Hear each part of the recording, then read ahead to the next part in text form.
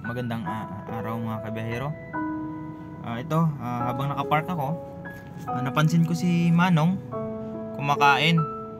Kawawa tingnan. Yung kanin niya, naka-plastic. Tapos yung ulam niya, nakalapag lang, naka-plastic din. Di natin alam kung anong nangyari sa buhay niya. Pero mapapansin po natin, yan, nagsasalita siya mag-isa. So, alam po natin na, ayun, may diferensya siya sa pag-iisip. Di natin alam, noon siguro baka nalipasan siya ng gutom kaya ganyan yung nangyari sa kanya. Medyo ano na yung pag-iisip niya.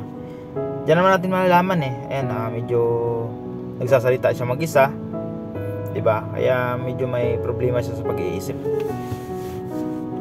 Mahirap talaga minsan pag malipasan ng gutom, ganyan. Lalo minsan may trabaho. Kaya tayo minsan pag may trabaho tayo, lalo pag nalipasan tayong gutom sumasakit na yung ulo natin. Hindi natin maintindihan. Kaya ganyan din sila. Noon siguro nalilipasan sila ng gutom. Kaya ganyan yung mga nararamdaman nila. Kaya nakakawa lang tingnan ng mga taong ganyan, di ba? Maraming sa lansangan na nakikita natin na ganyan. Nagsasalita lang mag-isa, di ba? Pero sana wag naman sila manggulo. Or what? Kasi hinahayaan lang din naman sila. Kawawa lang po.